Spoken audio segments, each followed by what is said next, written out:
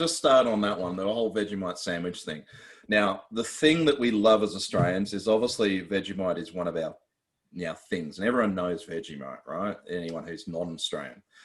And the mistake everyone does is they treat it like peanut butter.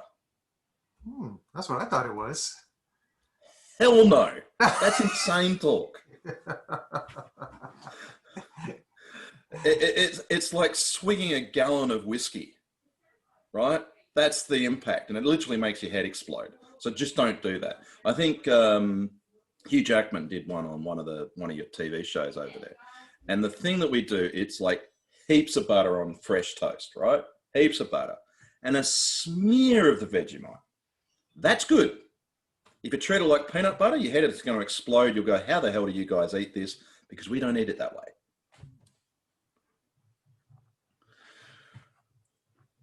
Cool.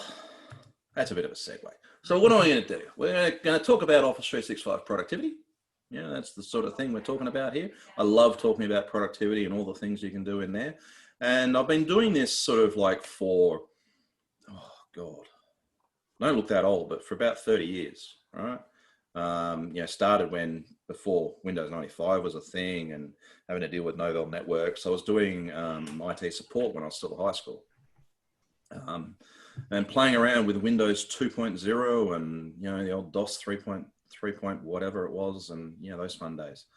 And you're going to dive down some rabbit holes. I can't avoid rabbit holes. Talking about the elephant, not Trump. We'll leave that one alone.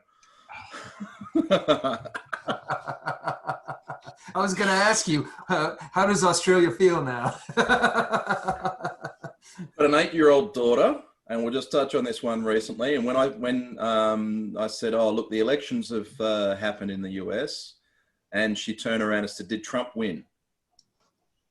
And I said, well, the prediction is, it hasn't been confirmed, but the prediction is he hasn't. And she goes, yes! At 8 years old, she knows this stuff? Yeah. Oh, yeah. She just, her view of Trump is, and I know this is a bit of politics and all that, but her view of Trump is that he doesn't really speak English and he's really hard to understand. Oh. That's her view. Regardless, that's the only reason she doesn't like him. And she's like, yeah, everyone talks about him. I don't stop talking about him. I don't want to talk about him anymore. Look, he's an interesting character. I'll give him that. Bigly.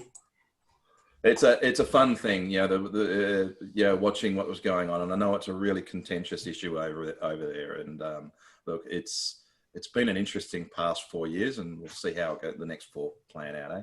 Do you guys have mail-in voting or internet voting? What do you guys do?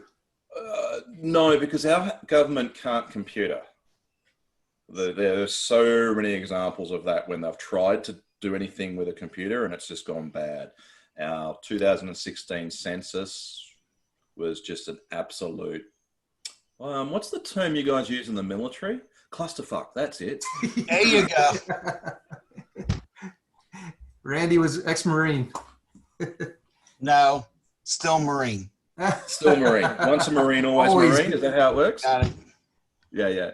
So we're going to have a look about opportunity. Then I'm going to touch on another subject that I love talking about, which is really my passion about what I do. And this is where we talk a little bit about strategy. I'm going to introduce you to a good friend of mine called Simon Wardley and some of the stuff that he does. I don't know if you guys know Simon. Nope. Excellent. I'm going to throw you guys a carrot. You're going to go down a rabbit hole, and I won't. Simon Cowell. No, Simon Wardley. Okay. Yeah, Simon Cowell. No, he's a different cat.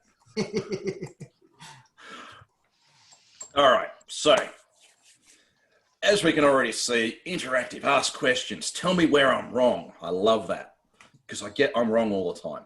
Just ask my wife. Obviously, I'm Australian, so I'm going to use some words and phrases that you're just going to go, huh? Is that English? Not really sure. Heckle me. Just make it funny. And yeah, as you can already recognize, I'm likely to drop a few swear words. I'll try to stay away from some of the dirtier ones. It's usually to get a point across. My clients find it, some clients hate it, other clients, that's why they sign up and say yes, because they just tell it is. Now, This is usually my office. All right, Andy. Woo! This is sitting on the steps looking over at Avoca Beach here. Can I work for you, Andy? Andy, come on. You know, I need a job down there. Come on. I'll be your driver. I'll put on a pair of white gloves. I'll be your driver. I'll be your bouncer. I'll be your bodyguard. Yeah, so just out of shot, there's the surf club. And yeah, so Avoca Beach here, there's a lot of famous surfers that sort of grew up in this sort of area. There's a surf competition every major league surf competition here every year. Actually, a former world pro used to own the house I'm living in today. And this is my view from my front deck. Wow. Right, we're about 30 feet off the ground to the road. You pretty much with the power poles there, and as you can see, we're a bit weird down here. We drive on the other side of the road. Yeah, you do. So over the hill, Steering wheel's wrong too. Hey, Steering wheel's on the wrong side of the car too. actually, the guy across the road, he's got a Chevy Ute or Chevy pickup and a panel van, beautifully restored, about 40 years old, both left-hand drive. Yes. Yeah, big V8s. You hear him thumping up the road. They're awesome. And he's out there pretty much every week washing the darn things. And so let's meet some of the locals. This guy, if you had seen in the previous photo, was sitting on the power pole, the power line just across. Anyone know what sort of bird that one is? Koala bear? Nah, he's a kookaburra. Oh, I was close. Yeah, so most of the wildlife, unlike the myth that goes on within Australia, is that most of the wildlife is pretty friendly. The problem is that many can kill you. So when they have a bite to say hello, it's not a good thing. We've got funnel webs here, which is probably one of the most venomous spiders around. Fortunately, up the road, they've worked out how to milk these guys and create an anti-venom. So no one's died from the sods. And they live in my garden, right? Most of them decide it's not worth their effort trying to have a go at you. And this guy, all he'll do is laugh at you. I mean, quite literally, he'll laugh at you. I was doing a video cross a couple of weeks back, and all I hear is this bugger laughing at me. So, who the hell am I? Well, grew up on a farm in Western Australia, well over the other side of the country. Used to dig holes and blow stuff up. I was a mining engineer. I sort of sanitized that. I usually say I dig holes and blow shit up, but yeah. We did actually try to work out how we could actually get set the explosives in such a way, park the trucks near the blast area, and we should just sort of, if we hit it in the right timing, we'd be able to lift the rock up and just drop it in the back of the trucks.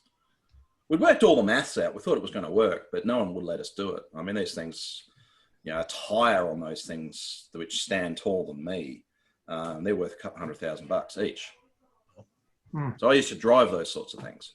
Nearly crushed the shift boss once on one of them. Idiot, didn't tell me he was there. I'm a technologist. I love everything to do with tech. It's been part of my life since I was about, yay height or grasshopper. I remember Dad buying me a Commodore 64, and it was just like I was hooked. Entrepreneur. It took me a long time to realize that that's what I was. I actually make a really shit employee. So I find that I'm better working for myself. I try not to tell others what to do. I generally just give them a lot of rope and say, go fetch. So founder of a couple of businesses, co-founder of a startup, team leader of or leadership team of some networking groups, board member on a charity, which is based in WA, all over the place. I've got 4 kids and I love riding bikes, not the ones with motors. So I'm one of those crazy guys that will go out for a 100-mile ride and think, hey, that's fun.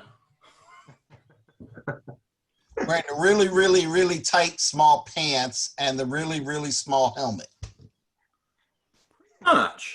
Pretty much. You know what? Everyone sort of gives me shit about wearing that stuff, but it's comfortable. I know it looks utterly ridiculous away from the bike. You know what they say, you can learn a lot about a guy from wearing those kind of pants. Well, there's nothing to hide. And See, I wasn't even going to give you a hard time about the clothes as much as the little seat that you're sitting on. Oh, there's no seat there at all. Yeah. You know, your ass tends to, you know, mind you, heading down a hill at about 110k an hour, which is what, 65, 70 mile an hour, and then getting hit with a crosswind, cross wind shear at that speed, and suddenly the bike starts doing this. Having a small seat's good because your ass cheeks just wrap around that seat and hold on tight. So the thing about technology, and Arthur C. Clarke puts it really, really good, and I love this quote. And if I sort of go back through my entire career, and you guys being in tech probably got this same thing. You were the tech guy for everyone in your family and work group and all that sort of stuff. And they thought you were a freaking wizard at what you do. And that's the way I look at tech. If we can get the stuff working and it does what it needs to do, then those people who are outside of the tech go, man, this shit's like magic. You know, and I sort of use that as an example. You take one of these darn things and you sort of give it to someone 20 years ago. And I think, what are you, some sort of magician? You know, it's just crazy when we think about how things have moved in the last 20 odd years. And I even think about what happens in 365, you know, about SharePoint and Exchange Online and all that sort of stuff, and everything else wraps around it. And you think the stuff that we get for granted for about, what, $20 a month per user, that was like $200,000-$300,000 just to set the basics up. And then the kit was going to retire and fail on you and you have to manage it. And it's like, oh, anyone who's still doing it on-prem, it's like, what are you thinking?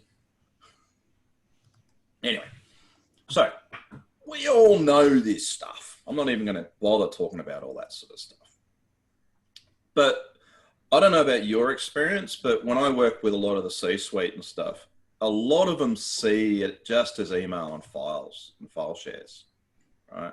I've got some clients today that are literally their entire business is built on file shares and Excel spreadsheets to manage multi-million or multi-billion-dollar projects.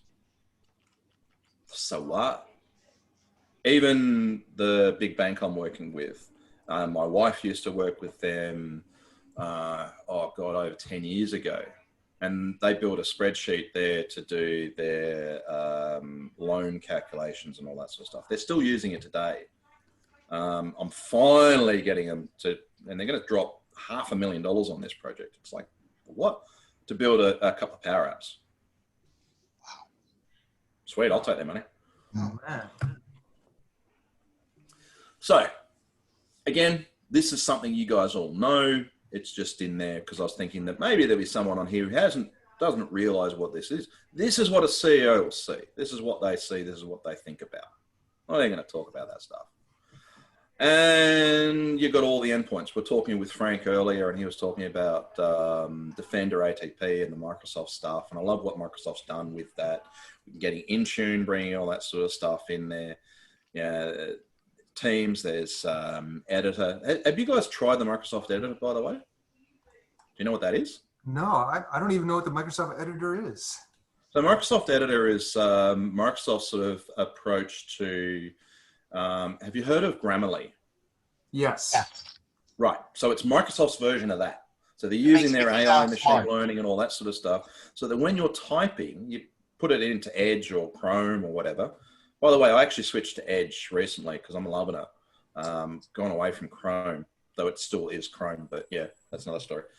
Put this editor plugin into Chrome or Edge or whatever your other favorite browser is. And it can help you become a pretty cool wordsmith. So if you're shit with words, I failed English, right, at thing. Mm-hmm. Speak Australian all right, but English, that's hard.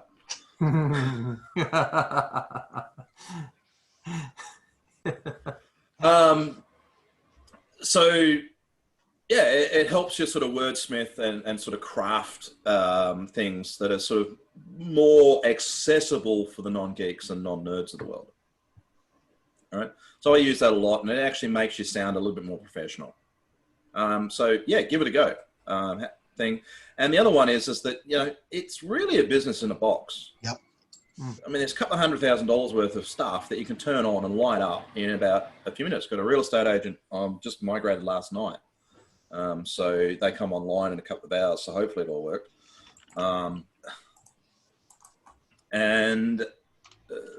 They had stuff all over the place and couldn't coordinate their team. It's only a team of about 30. Not big, but they're all road warriors. So switch it across to 365 and it's costing you about the same as the other rubbish you was paying for. Wow. Why wouldn't you? Anyway, so no one knew this. Nothing's new except the Microsoft Edit. So I'm cool I've got something new in there. Here we go. Let's go down the rabbit hole. I was going to use something else, but I thought I'd be a little PC. So let's talk about the tools. Exchange. Did I spell that right? Yeah, I actually did. Awesome. I'm dyslexic as well, so I usually screw that up. SharePoint, Teams, you know, we use all of that sort of stuff. You know, I've got Power Platform. Who's using Power Platform? I know Frank is, and he's hating it, and he wants to run away. Just starting it. Just starting it? Yeah, migrating from InfoPath to Power Apps. Oh, wow. There's a thing I thought I'd burnt that memory. InfoPath. Since this is being recorded, Frank loves the Power Platform. I'm not running away from it. For the record. No, Frank is being pragmatic and ensuring that he's using a Power Platform in the most appropriate way. I know a lot of people in Power Platform, and I get this all the time. Doesn't that cost a lot of money? And the answer is yes, it can. And I've had lots of arguments with Microsoft around the pricing. And it seems to be that I'm not the only one. So pricing may change soon to be less dumb. Lists Yammer. Who uses Yammer here, right? No? Nah. So the bank that I'm working with, they use Yammer really well. They've been using it for a long, long time. One of their new C-level people has come in and says, Facebook at work, let's use that. And I've just gone, ooh, you're risk adverse. You're really sensitive about sharing information. You've got Yammer in place. And you're a hacker's dream. And why don't we just turn off the firewalls?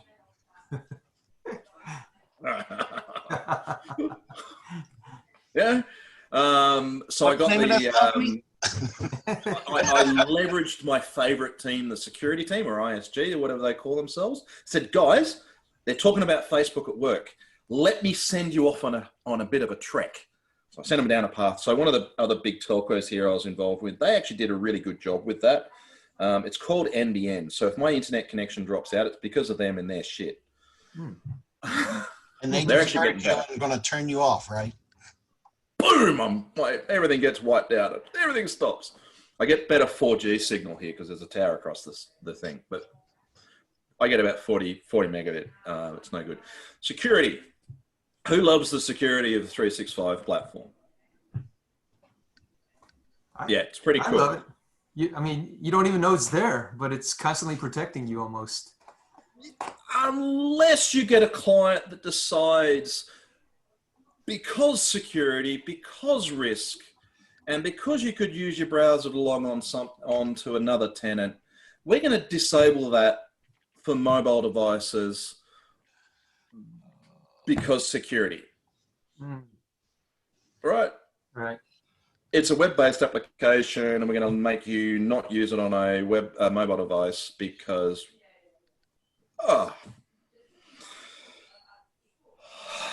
so it can be abused, and I've seen it abused so much around that. Most of the larger organizations down here are really, really scared about anything to do with cloud. My brother's a financial advisor, and they're really sensitive in that space. And he's like, cloud bad. That's pretty much all he talks about. And I'm just going, really? Have you tried to get into Microsoft's data centers? You know, I could hack into your Synology sitting in your home that you think is really secure in 5 minutes, but that's okay. It's secure. It's in your house. You can kick it. Then there's the other one, compliance. Do you guys do a lot of work around compliance? I spend a bucket load of time in that space, trying to help organizations understand document lifestyle, records management, and all that sort of stuff. I love annoying records managers and saying a record is just a point in time snapshot. So that's all you guys are, just a point in time snapshot. Nothing fancy about records. Because you're part of the life cycle. You've got unmanaged, it goes to a bit of managed, then we do some document control on there, and then we take snapshots along the way. There's your records. They don't like me. And Excel, the one we love to hate.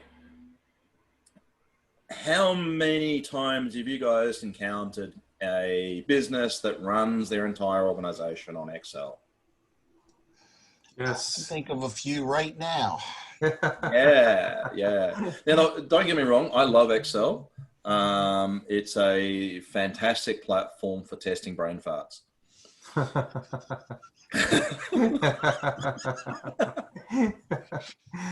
Oh man. You guys are picking up some lingo now that you're going to use on your clients, and it's going to slip out, and they're just going to, what the hell? They use the same language in Australia as they use here, Randy. Yeah, I know. Look, we get a lot of American TV, so we're sort of very much aligned to what you guys are talking We about. watch the same shows, like Married with Children. Yeah, that sort of stuff. The wife and I have been watching Tiny House Nation recently, and some of the other renovation shows and such like. You guys are all crazy over there, by the way. Now, there's a couple of other things. Have you guys played around with Scheduler? It's schedule.calendar or something like that. It's a little prototype thing. Basically, it embeds Cortana into your tenancy.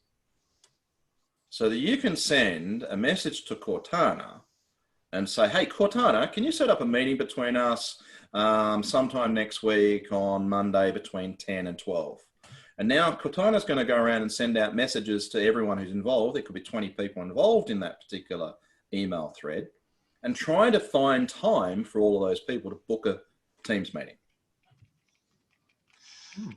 I'm glad my boss doesn't know about it. So are you saying that I could send a scheduler to, let's say, an external trading partner and say, hey, I'd like to meet with you.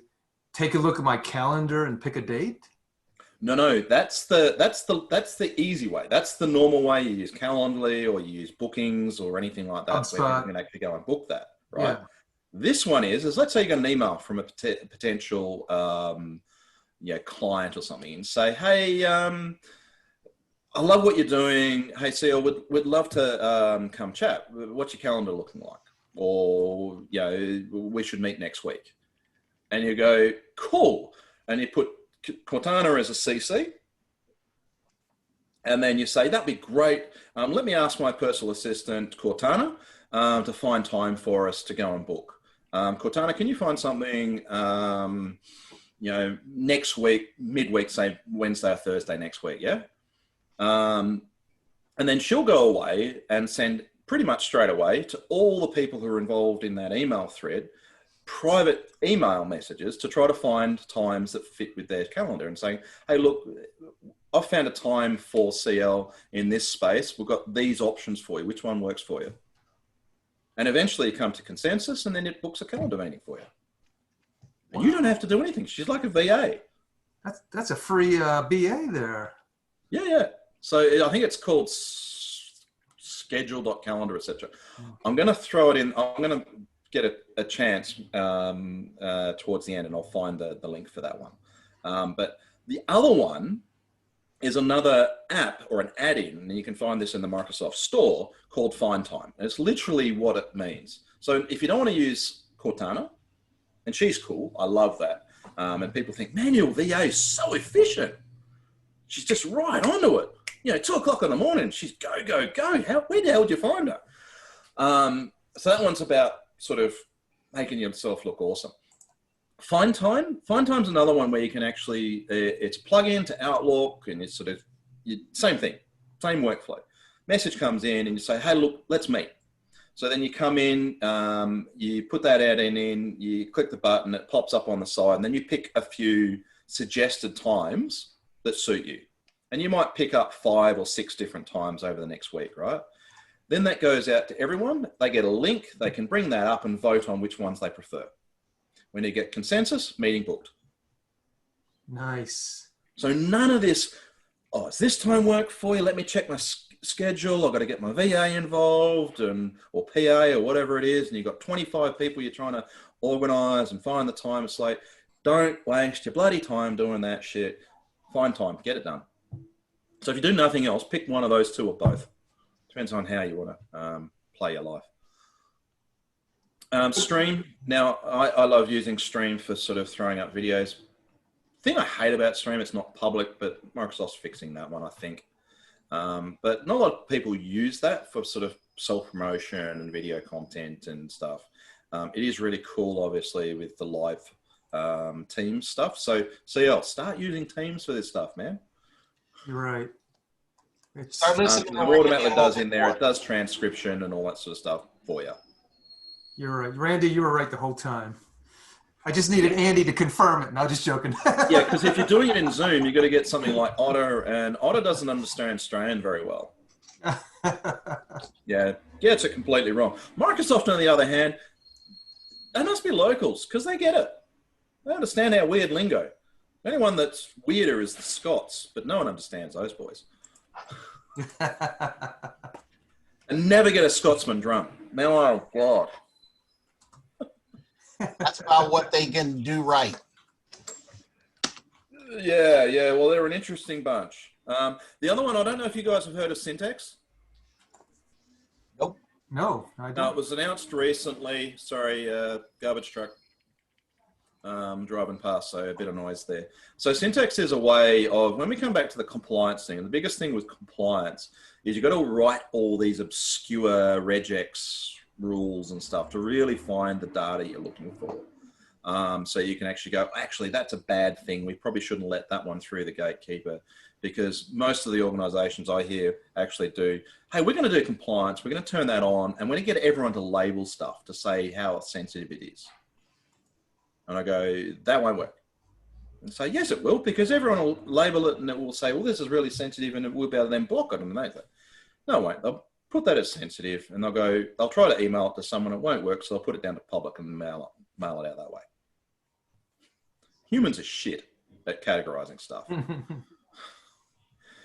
So what Syntax allows you to do, it allows you to use a team of people to feed it documents, right? What quotes look like, what contracts look like, what invoices look like, what other sensitive style of documents. If you guys are working in the military, I used to work in part of the Department of Defense and a lot of the local police departments and such like here. So this was really useful that you could actually use something like Syntax. Now, we used to use third parties for this, but now Microsoft's starting to roll this internally. It's still a little bit buggy, but it's getting there. And it uses AI and machine learning to try to understand context within that document. And then that can start building out compliance rules and other things to start tagging that information. It can start extracting metadata for you. So you can just drop a file in. It looks like a contract, and then we can immediately populate metadata fields based on the content of the document just by dropping it in the right document library. So if you're talking about productivity and stuff like that, there's a rabbit hole for you. Go and look that one up. You'll find it. I think it was called Syntax. I think they're calling it. It's in preview somewhere in the compliance stuff. Let me see if I can find it, actually. Yeah, I'm going to probably break my system now because it's that. Man, I hate sometimes Zoom. It won't let me out. I'll stop sharing. Would you consider Syntax to be kind of like in their RPA family, robotic process automation? Yeah, it's certainly a lot of automation stuff. So I'm going to see if I can bring it up for you guys. Where did I see it? It was in compliance. I hate Microsoft moving shit around all the time. It just drives me batty. You know, Andy, this presentation is really refreshing because you're the first one who has tackled explaining this whole ecosystem of 365. You know, I mean, we know that some of them are half baked, but you know, we just really appreciate just you know the depth and breadth that 365 has. Cool. Here we go. Now, you guys see that? Yep. Yep. Sweet. This is the one. It's trainable classifiers. I believe, I haven't dug into this, all right? So if I send you down the garden path and off on a wrong rabbit hole, etc. We'll just blame CL. Yeah. This is what happens when you're making shit up on the fly. It's kind of where I live. Trainable classifiers. Wow. It looks like it doesn't want to play. Okay. So the idea is you can start scanning resumes, source code, harassment, profanity, all that sort of stuff. So these are the sorts of things that you can start training. So it's going to use AI, machine learning to pick this up sort of stuff up. Whilst I'm actually here, I'm actually going to dive into some of the other stuff. It's probably where my resume always ends up. What, down here? Yeah, actually, I have a lot of mates who are in the recruitment game. And the way it's sort of evolving is it all goes through the machine. Mm-hmm. And I actually work with a lot of friends. I've got a good friend of mine. He's been in service delivery for the same company for 10 years. And he's going through the whole, got made redundant, and now he has to go through the interview train again. Now, I'm a serial interviewer or interviewee. I've been through more of them than I'd like to count. Every hair follicle I've lost is probably how many interviews I've gone to. And you mean you're starting to sound more and more alike. Yeah, happens to the best of us. Yeah. But it's all a game. It's all about keywords. It's all about promoting all that sort of stuff. So, you sell yourself on that first page. And really, the resumes today, if you can't hook them on that first page to go, this person's interesting, because all your resume is, and all it should be, is enough to get you that first interview. So you can get in there and bullshit your way through to get the job. Got it. Right. Don't embellish. Don't tell the whole story. Right. Don't tell the whole damn story. Not interested in your story. I just want to see that you're interesting. You're a curious cat that I want to talk to. So you go through and say, right, you're curious. There's something in there. There's something that I like and I want to know more. So I'm going to set you up in an interview because I can't see it here. So I need to dig in on this. If you tell them the whole life story, they go through, oh, life story, boring. Done. I used to work with the head of Shell HR, right? And he used to say that he would file it. Basically, if he didn't like you on the first glance of that first page, you got filed in the circle receptacle on the floor. File 13. Pretty much. So you're saying the resume's got to be sexy and not necessarily quantity, more quality? Don't make it boring as batshit. If you're reading 1,000 of these and it's boring as batshit, please, my eyes are going to glaze over, and I'm just going to, and I get a heap of them from the subcontinent, right? They are boring as batshit. It's got to be your best bloody work. If your best work is your resume and it sucks, I don't want to hire you. Well, I used to start mine off, I know how to kill people, but I didn't get any callbacks on that one. Yeah, I used to dig holes and blow shit up. Yeah. That one sometimes got a hook, especially if I was going towards the mining industry. But also other things like schools. Actually, sorry, you guys are sending me on rabbit holes, man. I don't have to go down here. So I'm going to just quickly touch on this. I don't know if you're interested or you think it's boring. If you do, tell me. How much of this work are you doing for customers right now? Lots. Not in here, but I'm starting to dig into here. A lot of it is around compliance and stuff. So I've worked with obviously police, banks and all those sorts of stuff, telecommunications and regulatory stuff. GDPR sort of dives in here as well. All right, when we stop recording, let me talk to you about this more. Hey? After we stop recording, I'll talk to you about this more. Cool.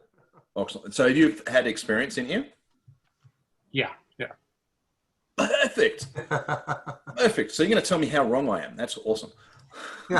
Exactly the opposite. Cool. Oh. That's a refreshing thing. So let me see. I'm just All going right, CL, stop recording. to. Let me hit the pause button. Hold on. All right, back on recording. All right. Oh, give me a copy of that, Andy. I want to use that as a template. Right.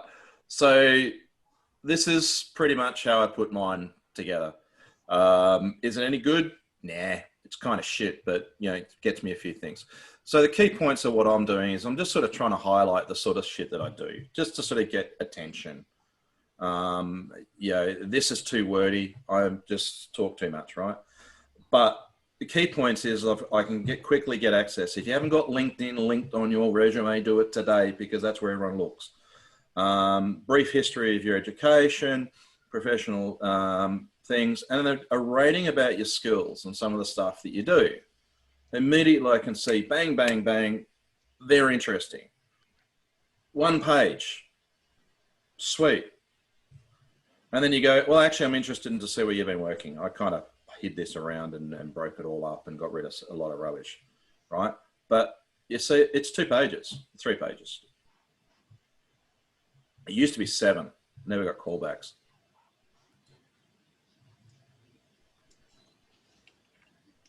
Yeah, I can't imagine you shrinking all your experience down to 1 page, Andy. No, I'm a generalist, specialist generalist. Okay. So, cool. Let's get back to, where were we? We'll go back here. That one. Sweet. So there's a whole bunch of stuff that you can go find. Do yourselves a favor, dig into the admin tools and have a snoop. Go and snoop around and find what's in there. There's a lot of cool stuff that keeps showing up. The insider risk trading and all that sort of stuff, and how you can actually put up Chinese walls between different groups. That's actually a big thing. There's playing around with information barriers. I alluded to this earlier. Frank, have you played with info barriers? Which one? I was looking up something else for you. What did you ask for? Information barriers. Have you played with that? Yes. Cool. So this isn't new to you, but it might be new to the other guys. And basically what info barriers does is it allows you to set up, this group and this group can't talk to each other in any way via Teams. So they can't set up meetings, they can't chat, they don't even know the other team exists. But you can talk with the other teams. It even means that if I invite 2 individuals, one is in team A and one is in team B, and team A and B can't talk to each other, if the guy from team B logs in first to that meeting, the guy from team A can't get in. Right, so it puts those hard barriers between stuff. Now it's black and white. It's either on or off. There's no grey, which is where this complex organization concept of having multi-tenancies all working together as one organization is coming about. They decided info barriers was too complex, and they went a harder path and decided to bring in sort of forest concepts for Azure AD. Go figure. How are we doing with time, CL? Oh, you're good. It's you got over half an hour, but go as long as you need. Sweet. All right. So we got discovery, audit, data protection, all that sort of stuff. So this is where I sort of dive down into that rabbit hole of compliance and stuff throughout that. Now, I'm just going to skip over the tool of power.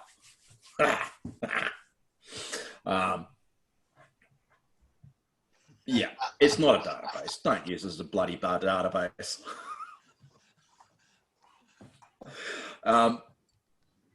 Everything I'm about is about using technology to scale.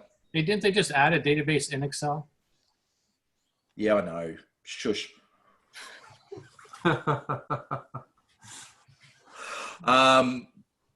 Look, there was a great example of that, of why you shouldn't use Excel. The UK, they were counting all the numbers in terms of their COVID response and all that, and they used columns rather than rows, and they ran out of columns, so they missed about 15,000 people. Shit. This is what I mean. It's not a database. We use it to clean data sources and all that, which is kind of cool. You can sort of do it for, as I said, brain farts, try to work out, does this actually make sense? I had a client the other day saying, oh yeah, we need to roll out Excel 64-bit because we're dealing with these big data sets. We need to do some analytics and some data modeling in that. And I just went, if only there was a tool that was 64-bit native, dealt with really large and complex data sets, and then could sort of bring all this sort of stuff together, analyze it, and then sort of put it up on a nice, pretty dashboard that we can all interact with. Yeah, what's that one? Oh, Power BI. Yeah, we should probably use that one. Yeah.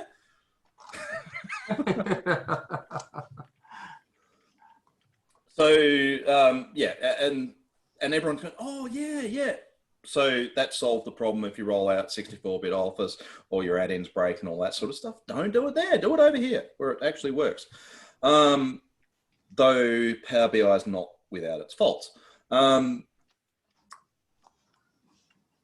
other thing is in terms of Excel, in terms of that scalability. And to me, technology is all about scalability. It's about doing what you do at scale, because humans can only do so much at any one time. Us mere mortals or males. My wife sometimes gives me a hard time and she says, Andy, breathe. I'm focused on something so much, I forget to breathe. So, look towards, trying to take people on that path. But you guys know this sort of stuff. What do we use instead? SharePoint lists, libraries, apps, lists, Power Platform, Azure, all of that sort of stuff. Or do some software development, right? The tools today to build serverless apps, etc., that can be done with a little bit of JavaScript and something else on function as a service stuff inside of Azure, or you could use Cloudflare's workers or a bunch of other things, and you can spin something up pretty much for free to test out the thought, get the prototype up and running, and you're off and running. And you go, sweet, that works. Side thing, I did this for police department that was doing their emergency services operation center back in... I don't understand. I did this for... Go away, Siri. So I got brought in to sort of solve their telephony problem because their provider was doing radio stuff for their dispatch, and they said, telephony, how hard's that? Turns out it was very hard. And so I got brought in and was given 2 weeks to come up with a touchscreen interface with 3 screens, a reverse white pages lookup to find the address, put it up onto a map, pre-fill data form, etc., and a bunch of other things, as well as have stereo headset, so you could have the caller in one ear and the dispatch in the other, and they use foot controls to change who they were talking to. A lot of women in that group. But this was in 2003 that we were doing this. So this is before Google Maps was really a thing, or Bing Maps even existed, I think. I was given 2 weeks to do that prototype. Man, that was hard. Today, I could probably do that in a couple of days. So if you pause this, I can send you some interesting stuff. Definitely, I sent you a LinkedIn invite. So awesome, man. So what does all this mean? It's basically use the tools in front of you. I mean, I'm a really big advocate for using the tools. I mean, as I said, I grew up on a farm. It was 2 hours drive to the nearest big city or big town. That was just to do grocery shopping. And so we got really good at just solving problems with the stuff we had at hand. And that's what I love about the 365 ecosystem is there's so many tools in there and it's growing every single day. Go and explore, go and try different things. Who's using Forms at the moment to get rid of SurveyMonkey? I tried it out. It's a bit funky, it's getting better. I had a use case of, doing forms for externally facing internet folks. Yep. So I tried to go up that tree, bark up that tree, but then I eventually went to Jot Forms. Right. Yeah. A lot of people use Typeform and all that sort of stuff, or Google Docs. And don't get me started on Google Docs. Yeah, the entrepreneurs love it. I hate it. So they treat me like I'm a bit crazy. That's okay. I like that. I don't know how to respond to that. Yeah. Hey, you got to Um, tell us what your thoughts are on, all these devices listening in on us. How can we even have a private conversation anymore at home? you can't. You just be yourself because people are going to find out. If you're a swear bear, Yeah. let it out. Okay. Let's talk about the elephant. As we said earlier on it's not the elephant that you guys all know and love in your current local city. It's this one. Now, I don't know how much of a big impact this has had for you guys in the States. Oh, wow. For us, it pretty much, especially Victoria, which is the state south of us, they went into lockdown for about 4 months and they weren't even allowed to go out. They had a curfew, so they weren't allowed outside their home outside certain times. And they're only allowed to travel within a radius of 5 Ks, which is 3 miles, right, of their home. Otherwise they get massive fines. And this is where I think we start to go in there. And one of the big things I take away from COVID is the fact that all these organizations that would turn around and say, you can't work from home, you have to be in the office, remote work is never going to work, it doesn't work for our organization. And the bosses are saying, I need to see your bum on the seat, otherwise you're not working. Suddenly COVID hits and we go into lockdown. We're all got to be home, we're not allowed in the office. Amazingly, all these bosses have said, I had to see your bum on the seat to know that you're working. Suddenly saying, you've got to work at home. We're going to give you all these tools. We're going to call them Zoom. They're going to be Zoom and all this sort of stuff. And you've got to keep working. Suddenly we work out, hey, we're working and we're actually, in some cases, more productive. Some people less, especially those buggers like me sitting on the beach. You tend to get distracted, especially on a sunny day and you get a certain person walking past in front of you.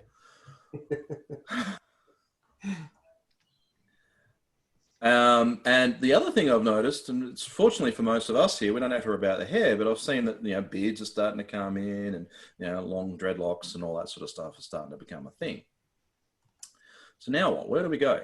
And this is really about looking for opportunities and taking advantage. I don't know about your clients, but a lot of my clients are sort of going, well, okay, our market's expanded. We now don't have a fixed abode, so we can sort of downsize the office. We have people working remotely. We're now starting to get engaged clients all over the country and internationally. That's awesome. We've got a much bigger market we can now address. But at the same time, we've got a lot more competitors. So we want to be using opportunities to sort of start to think about what we can do with that. When I talk about digital assets, how we can be a little bit smarter about using this, take advantage of things like Power Automate. Power Automate's great when you're living inside of Office 365, but you kind of need to be a bit of a nerd to work out how to use the damn thing. It's not really as user-friendly as we'd like.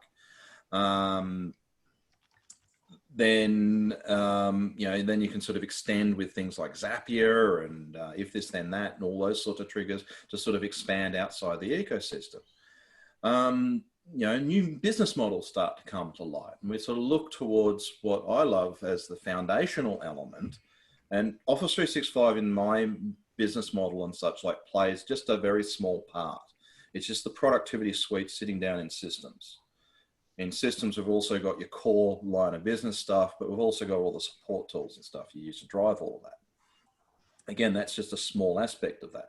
But productivity is a big thing around communications, collaboration, teams. How can we grow teams outside of our organization? How can we actually bring our clients in to participate in our teams and be part of our organization to deliver new things and new outcomes? This is where I like really starting to get people to pop and think about stuff. The other thing is if you're in the grooming industry, the market's really good at the moment. And we're going back. You remember all these services? Whoop, that was a bit quick. We're sort of leveraging these more. How can we be a little bit smarter about that? And really diving in. Everything's coming towards teams. I know in some organizations I work in, I don't even start my email. I'll probably check it once a day. Everything's driven through Teams. And if you want to talk to me, send me a message on Teams. Otherwise, I'm going to ignore you. And this is when we start talking about strategy and plans and all that sort of stuff. Has anyone heard the concept of a digital ecosystem before? Heard it? Hurt? Yeah. No. Heard it? Now, I'm sort of trying to make a big play in this area, and the whole concept of the digital ecosystem is really starting to think about technology not as the point solution, the one that solves the problems for you today, that ends up creating you 15 problems tomorrow because we're focusing on solving that problem. When I talk about a digital ecosystem, it's an acknowledgement that all of your technology systems are connected together. And this is a big play on what I do around helping organizations understand what that means, so that when you make a change to, say, your collaboration platform, it's going to affect your business processes. It's going to affect the people and their user experiences and all that sort of stuff. But it's all going to affect other systems that are interconnected with that. So it's about building this ecosystem so that your sales elements come in at the channel at the front of your organization, get munched through the machine and pop out the other end like a nice sausage, and it's fully automated, processed, etc. There's none of this, oh, copy paste, oh shit, how do we do that process again? We've thought out through the automation, and we haven't gone big picture automation. We've gone little automation around 1,000 paper cuts. This event happens, we do this action. Great, that's an automation piece. Don't try to automate your entire onboarding process as one big thing. You're just going to end up with a nail gun, stick the nails through your feet, because that's probably going to be more pleasurable and about as effective about you being able to move and being agile, right? The other thing I love talking about is technical debt. Anyone know what technical debt is? No. Never heard of that. Right, this is another one. Technical debt is that thing where someone in the organization has gone and created a big Excel spreadsheet that only they know how to use. It's full of macros and a whole bunch of other things, but it does this amazing business process for their organization. They've done all this, and then they realize that that was kind of cool. So they say, bye-bye, Mr. Organization. They go off, start their own consultancy organization, selling all this sort of stuff. And then you're left with this big thing that no one knows how to use. And you live with it for the next 5 years because you're too scared to touch it in case you break your business. And then you get to a point where it breaks and you go, shit, that's technical debt. It's knowledge that walks out the door that you don't know how to think. And anytime you need to move forward now, you have to pay down that debt. You have to work out how the damn thing works. You have to re-engineer a whole bunch of things, and it costs you a stack of money and time. Seen a lot of that. I'll tell you one thing, that person had great job security though. Yeah, yes and no. They're usually the ones I want to get rid of because they're not sharing the knowledge. Exactly. Right? And I have this big thing about it. I mean, I'm working on this model process. So imagine this: you've got three little triangle that's sort of all connected. I'll see if I can bring up a rough diagram. You've got people, you've got process, and you've got systems. And when you look at people, people create experiences, right? That's what people are about. It's about experiences. You also consume experiences. When we look at process, that's all about sharing knowledge, which is why I love SharePoint, because the whole point of SharePoint is to share shit. Yeah. You with me? So it's about sharing knowledge, which helps reduce your technical debt. Right? You share how you do stuff, which is why I hate documentation. I suck at it. I usually get other people to write documentation for me, so I don't have to deal with that. But it's a really important piece because I'm big picture. I'm not detail. I hate detail. To make sure that people understand this so you don't end up with that massive amount of technical debt. How do we do stuff? Why did we do stuff? And what does it do? Right? Sharing all that sort of stuff. And then helping businesses lead that technology adoption. Technology, love it or hate it, is part of the fabric of our businesses. You can't do without it. We had one of our major supermarket chains here. They had an issue with their point of sale system. It didn't work. Right? They closed their doors across the country. They could not trade. And if you look at your own business, think about the technology that if you turned off, does your business continue to function, or does your client's business continue to function? And you realize it's no longer the tools we use to which to build our business. It's part of the very fabric. So think differently, guys. You turn that stuff off, it ceases to function. Anyway, that's my soapbox. I'll get off for now. Where can we start? Leverage existing tools, create value. I'm all about value. I'm all about switching technology from being a liability. How many people you talk to a CFO and they say it's just a cost center? We just throw money down this technology pit and it just we keep filling it up. Well, if we now start thinking about technology as something that can help generate value, guess what that does? It switches it as an asset. It's actually making us money. Office 365 is one of those key platforms that can help do that for us. And yeah, go and explore. Oh, buzzwords. Who comes across the executives that latch onto a buzzword and then just say they run with it and say, everything's got to be blockchain or everything's got to be agile and all that. And you know it's shit. Stay away from them. So guys, what did I miss? So Andy, I thought it was interesting what you had said where, technology, hey CEO, technology is going to help you make money. It's not a cost center. Oftentimes, if you ask the CEO, hey, I could bring you in customers, they'll say, well, let me learn more. But when you say, hey, let me develop a Power Apps application for you, they're like, okay, we'll talk later. How do you convince them that it's going to make them money? Look, you have to look at the business workflow. You have to look at a lot of different things. So I'll use an example of a company, the bank I'm working with at the moment. So they've got this old Excel system that is using to run and decide how much credit they need to give their managed clients, right?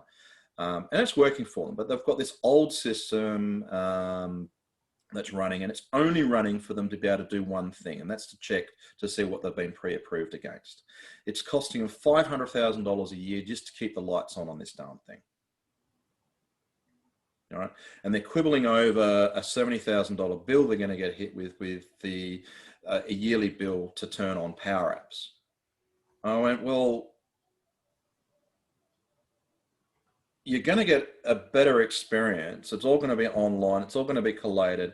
It's all going to be managed for you. It's going to submit this data directly into your other systems rather than you have to do copy paste. And you can search back on history, etc., and all of these sorts of things that you can't do now because most of this stuff is on your reps' laptops that's going out the door as they go around the countryside, and they lose them, they break them, or they forget about it, or if they're not even online, you can't even access and don't even know what they're talking about. So the customer rings up and says, hey, where's that application at? Well, that guy's on leave or he lost his laptop. Well, I don't know, it's somewhere. And you're spending $500,000 to keep the lights on for a part of the process. Where's the problem? It's $500,000. We go down to $70,000 to keep the lights on. And we get all this additional functionality. It's going to save you time, money. You'll be able to reduce possibly workflow, the workforce, or give the workforce more time to do other things, actually engage with your clients that might actually upsell, insurance or other services there. So instead of spending $500,000, why don't we spend $70,000 a year and hopefully make a couple of $1 million out of that? Based on these rules or these things. And we're not only saving money, but we're also going to help generate more opportunities for you. It's about looking for those opportunities and putting in a language that the executives and the CEOs talk about, because you're not talking about features and capabilities or how it's going to save stuff. Stay away from that stuff. Talk in language that they want to talk about, which is, well, you're spending 500 there. Why don't we spend 70 instead? They know that. They can immediately do the sums and go, well, that's a $430,000 saving every year. And that's assuming it does just what we do today. And we can turn that old system off that we hate and it's 20 years old and we should bury it for a long time because it's costing us a lot of money to maintain that. And it's just continuously to cost. And even better, this is now in the cloud. It's more accessible. We don't have to worry about dealing with VPNs and all that sort of stuff. It's in a secure enclave through Office 365 because we've done the due diligence around protecting that. What have we missed? Oh, and by the way, we can build out a Power App against, not a Power App, a Power BI dashboard. So we can actually track activity in real time of what's actually happening in the organization, which you have zero visibility of now. how much stuff is coming down the chain. So you know what sort of activity, what sort of deals you're writing, how much money you're going to be making over the next 3, 6, 12, 18 months. Sound good? That's a good point. Yeah, I mean, your company is called the Executive Technologists, and you are the horse whisperers to decision makers. Look, it's other things like when I talk about people who want to move stuff from cloud. I mean, you guys are probably all, everything's in cloud over in the US. Here, we're still laggards. We're really, really slow. And I still get organizations come to me and say, well, I've got, 10 terabytes worth of data or 100 terabytes worth of data sitting on these, this file structure. How much of that, how do I move that to the cloud? And my usual response is you don't, which they blink and say, are you insane? I said, well, think of it this way. You can move it all to the cloud, but that's going to be really expensive. And there's going to be a lot of stuff that's going with you. And the analogy I like using is that you're here in Sydney, you got a 5-bedroom McMansion with 4-car garage and lots of yard space and the man shed out the back. You're moving to New York because you've got a new role. You've got a 2-bedroom apartment. How much of that stuff in that house do you take with you? I can see some, yeah. And the light bulbs start coming on and go, well, just what you need, just the essentials. And I said, that's exactly the same thing with cloud. Most of the stuff you have sitting on your content and your content stores that's costing you a bucket of money to run and host and just keep maintained, it's costing you money, but it's already used up its useful life. Sure, keep it there for records perspective, because 7 years we've got to keep stuff here for. And when that stuff eventually dies, turn it off. All the rest that adds value, that is going to help build your organization, give you that agility that you're looking for, because you love everything agile. So pare it down to the stuff you need. Give yourself some freedom. So again, it's trying to find things that executives can resonate with. If you start talking tech, their eyes glaze over. They see it costing a lot of money and they see why. What's the point? There's nothing in it for them. And when you look at most executive teams, anyone in the C-suite, they're there for a 3 to 5 year contract. They've got a bunch of KPIs they have to hit. And all they're thinking about is A, getting their bonus, and B, the next gig that's going to be on the New York Stock Exchange or Australian Stock Exchange, etc. And they want to use this role to springboard to that role, because this one pays 500 grand a year and this one over here pays 5 mil. Wow. That's all they're interested in. That's how the big boys think. That's how the big boys think. And if you can get in their head and think, well, how can I help you achieve your bonus, get your KPIs, get that next big gig? If you're working with government, how can I get you from where you are now as a low operative or manager in your service bureau and move you up to being one of the decision makers? What can I do to help you get noticed by everyone else to move you up the food chain? Hey, Randy and Frank, I mean, when we go out hunting for business, we don't talk to the worker bees. We try to talk to decision makers. And to what Andy has said, the cloud affords us opportunities to work together. Why do we need to feel that Andy's in Australia and is going to be a barrier? I mean, if we run into a decision maker, we bring in the closer, Andy Prosser. He's the CEO, executive whisperer. Let's have him close the deal. Oh, look, sometimes I piss CEOs off because I make them look stupid. But just keep that in mind. I try not to, but I have been known to do that. Cool. So I actually have a little bunny. This isn't mine.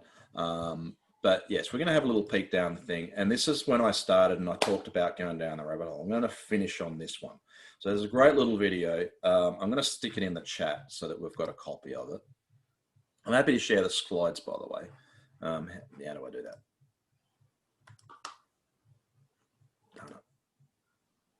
that? This is for your homework, if you like. This is my mate Simon Wardley. It's a 20-minute little thing about what he talks about, his mapping thing. So he does a value chain mapping concept, and really about situational awareness. The one thing I really love about him, he hates all of those management consultant types. Think Boston Consulting, think Deloitte's, think Accenture, think EY, and all those guys. Because they'll usually, what they'll do is big organizations will contract, $200,000-$300,000, give us a strategy of how we can actually be awesome and become the next Fortune 500 company. And what they'll do is they'll have a look and go, what industry are you in? What's the stage of your business? What are your key problems? Oh yeah, we've done that one before, 5 years ago. We'll pull that off the bottom shelf, get rid of the dust. Here you go. That will solve your problems. The problem with that is that was 5 years ago. The context doesn't really make sense anymore. It's not really the play that you're in. The rules of the game were different. The business or the world has moved, and the opportunity that allowed that company to succeed doesn't exist today. So when it fails, because it will, they'll say those consulting, McKinsey's and those guys will come back and say it failed because you didn't execute it properly. Ours was really, really good. So it didn't work.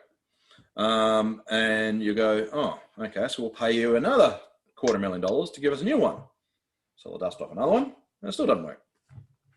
So what Simon did is, he's been doing this for about 15 years, is goes and changes the way all of this sort of stuff works. And just sort of changed the conversation piece. He was inspired by Sun Tzu. He was behind working with Mark Shuttleworth. Hang on, why is this not copying? There we go. Working with Ubuntu, since we're fans of Linux, and why it has, Ubuntu went from pretty much nothing to what, about 70 to 80% of the world market for cloud services in terms of infrastructure, right? He's worked with governments, etc. And he gives all this stuff away, Creative Commons, and I have embedded it into my organization in terms of the way we operate. So go have some fun, listen to Simon. He's a British fella, and hopefully you'll get something out of it. But this is me. Don't look at my website, it's shit. I'm redoing it. And I'm trying to change the world. Basically, what I do is I help organizations with ineffective systems, streamline those so they make you money. Boom, that's me. Hey, Andy, when we go hunting, and you're the first person we're going to think of to send the work to, or for closing. I just love having conversations with people and just setting off fireworks all over the place, and have people nod and go, wow, I didn't think about that. Or, man, I mean, I've got some clients and they came to me, they just wanted to know about Zapier and how they could automate stuff. So they started that and I sent them down the rabbit hole. I haven't seen them for 3 weeks. So they'll come back for air soon. And they said, we have to talk more about this sort of stuff, because there were so many things that I just never thought of. You're called the executive technologist. Should we be afraid to go straight up to the top and talk to the big guy? Absolutely not. Absolutely not. Because, you go somebody mid-level or somebody lower, they may not be able to decide. So you're saying go straight up to the top. The only people I want to talk to are the executive ones, the ones who are making the decisions, the ones who are talking about strategy, the ones who are talking about, they've got the vision. And what I love doing is taking that vision and let's translate that into outcomes. Because at the end of the day, we want outcomes. A great mentor of mine down here, he runs a company called Dent, Key Person of Influence. Look him up, Glenn Carlson, fantastic guy. He's a swear bear, but he uses a lot. He's a fan. So his thing is about helping entrepreneurs like myself go and make a dent in the universe. Well, that's what he's trying to do. I'm able to connect the dots. You blew stuff up. You're not afraid of anything. I used to work underground. I had a power outage and I had to sort of climb out from about 1,600 feet.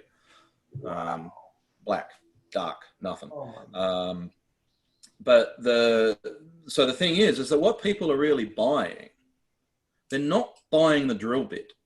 And I think someone else came up with this idea. So they're not buying the drill bit. They're buying the hole. And that's the way as technologists we need to think about. How are we enabling that hole to come into reality? How do we enable an organization to achieve their goals? We're in a really unique time. And I've been talking about this for 20 odd years, in that, especially in the Office 365 space, we start bumping up against the business because we've got a tool that enables business to do cool things, right? And that means that we come out of the nerd caves, we come out of the basement, and we start rubbing shoulders with the people who are talking to customers. They're trying to solve problems for customers. And then if we go a little bit further up the tree, we can start weaving our way into the boardrooms and having conversations with the people who are guiding the organization at a business level that technology allows us to happen. We're the enablers. So if we think of ourselves not as the drill bit, but as the people that can create holes, then it changes the way you think about technology and systems, and even Office 365 in general. And when you start asking questions about what's the problem, what's the thing that's keeping you awake at night? What's the thing that you need to solve for your customer? How can we help you achieve that? How can we make your pain go away so this stuff becomes easy? It really does change the conversation. That's so true. I mean, as technologists, we're thinking operational. When you start dealing with the C-suite, by the way, you get to live in places like this. Avoca Beach. Yeah. Wow. So this is my hometown. And the rocks down here, I don't know if you can see my cursor, but the rocks down here are quite often, that's where I'll walk around. And quite often I'll sit there on the rocks with a Zoom call or a Teams call. And I got sworn at quite a lot by the poor buggers down in Melbourne, Victoria, because they were in lockdown. And they say, "Oh, we really love your virtual." That's not virtual, dude. Turn that off. It's not a virtual background. Yeah. That's real. Yeah, that's real. Yeah, you are down there on the rocks right by my house. Yeah. White House down there. Yeah, these ones here. Yeah. Didn't you say you surf also, Andy? No, I'd love to try. I haven't had a chance to. I grew up inland. Kalgoorlie is 6 hours inland. So that's where I sort of spent time. So the local shops, when I was talking to you, CL, I was down here. Yeah, so we've got a big lagoon and lake that sort of comes in behind the hill here where you can take out kayaks and paddle boats and stuff. Great for kids. And then you get the surf. Actually, the other day I was going out for a walk and we had a whale and her calf come swim in right here.